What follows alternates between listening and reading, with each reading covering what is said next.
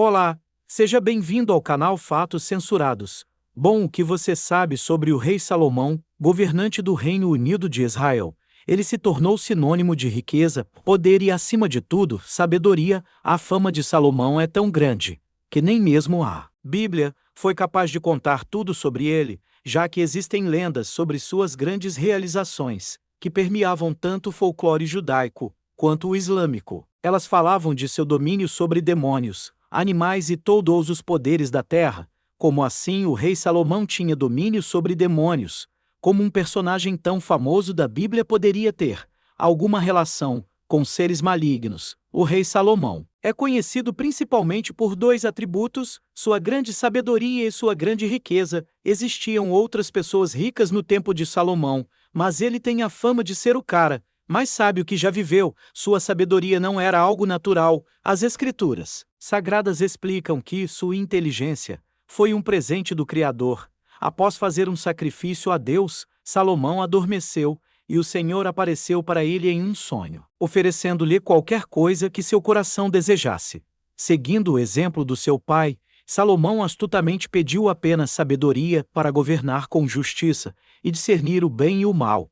Deus ficou satisfeito por ele não ter pedido uma vida longa e riquezas, ou mesmo morte para seus inimigos. Então ele fez de Salomão o mais sábio possível e, para completar, também o fez rico. O exemplo mais famoso dessa sabedoria é a história sobre cortar um bebê ao meio, conhecida como o julgamento de Salomão. Neste caso, duas mulheres afirmavam ser mãe de um bebê. Salomão então mandou partir a criança ao meio e dar metade para cada uma das mulheres. Foi então que ele percebeu que uma das mulheres se dispôs a perder a sua metade, para que a criança não morresse. Com isso, Salomão descobriu que ela era a verdadeira mãe. Muitos exemplos da famosa sabedoria do rei Salomão podem ser encontrados em toda a história judaica, como a história que fala que ele entendia as línguas dos animais e dos pássaros, e que ele poderia determinar a culpa de uma pessoa simplesmente olhando para ela, sem necessidade de um julgamento. Uma história bem conhecida o mostra, triunfando em uma batalha de inteligência contra o faraó dos egípcios, um povo que era famoso por sua sabedoria e astúcia. Segundo a história, quando Salomão estava se preparando para construir seu grande templo, ele pediu ao faraó para lhe fornecer construtores e arquitetos. O faraó pensou em enganar Salomão, enviando apenas homens que seus astrólogos determinaram que morreriam dentro de um ano. Isso não enganou Salomão, cujo discernimento lhe permitiu ver o destino dos homens apenas olhando para eles como tal. Ele enviou os homens de volta ao faraó com caixões e mortalhas, que são aqueles panos com os quais se envolve o cadáver da pessoa que será sepultada. Junto havia uma carta dizendo que se o Egito não tinha uma escassez de caixões e mortalhas, não havia necessidade de enviar todos aqueles homens. Salomão também era famoso por ser um homem, digamos assim, mulherengo. As histórias contam que o rei tinha 300 esposas e 700 concubinas, que é basicamente uma escrava, cujo trabalho é manter relações sexuais com seu rei. Seu verdadeiro problema, no entanto, foi que ele não se estabeleceu apenas com uma boa garota judia como sua mãe desejava. Em vez disso, suas esposas eram princesas de várias nações. Dizem que essa foi uma estratégia política. Por exemplo, um dos casamentos de Salomão foi com a filha do faraó egípcio, cujo objetivo era fortalecer uma aliança política. Porém, a Bíblia diz que muitos dos seus casamentos realmente foram por amor. O problema de Salomão introduzir todas essas princesas estrangeiras em sua casa foi que elas trouxeram seus deuses pagãos com elas, o que causou sérios problemas ao rei, pelo fato de permitir a adoração de deuses estranhos dentro de sua casa. Dizem que ele também passou a adorar essas entidades pagãs, construindo até locais de culto para elas. Um deles era Moloque, um deus amonita, cuja adoração tradicional incluía o sacrifício de crianças. As histórias contam que ele até esmagou gafanhotos como um sacrifício a Moloque para conseguir ter sexo com uma mulher sunamita. Salomão também é atribuído a muitos objetos mágicos, como um tapete voador. Mas de todos os itens mágicos que Salomão usou durante o seu reinado, provavelmente o mais famoso era um anel, e é aqui que os demônios entram na história do rei Salomão. Dizem que esse anel permitia controlar espíritos malignos. Em muitos contos populares, este anel era conhecido como o selo de Salomão e apresentava uma estrela de Davi de 6 pontas. Embora muitas pessoas citem o tal anel, outras histórias falam que este objeto era, na verdade, um vaso de bronze.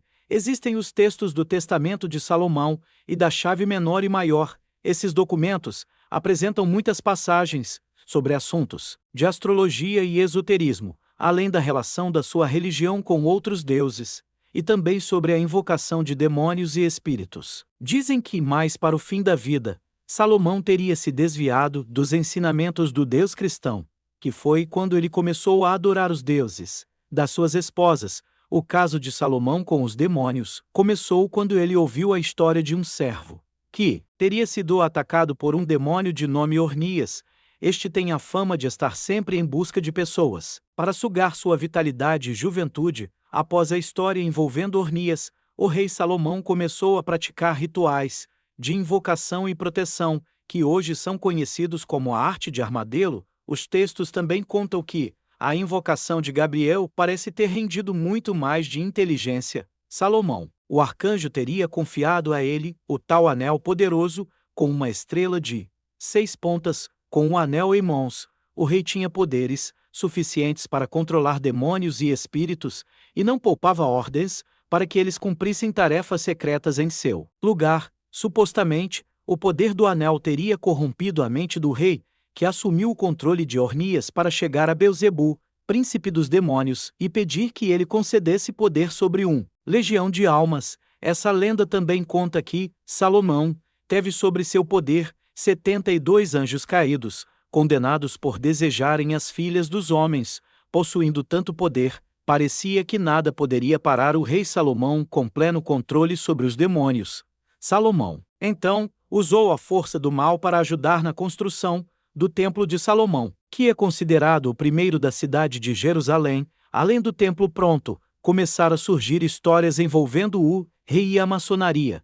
As histórias contam que várias lojas maçônicas do mundo têm alguma conexão entre esses seres espirituais, embora isso nunca tenha sido realmente provado. Mas em certo momento, Salomão acabou sendo traído pelas forças do mal. Uma coletânea de livros sagrados dos judeus e o livro de Tabaias, sobre a origem judaica, contam histórias que ele teria sido confrontado pelo rei dos demônios, Asmodeus, que o enganou, roubou o anel do poder e jogou no mar para os peixes comerem. Os servos demoníacos, que supostamente levaram o rei à glória, agora se rebelaram contra ele. Além disso, como castigo, Salomão foi banido do seu próprio reino. Passou a viver como andarilho, vagando e trabalhando dia e noite, a mais de 600 quilômetros de Jerusalém.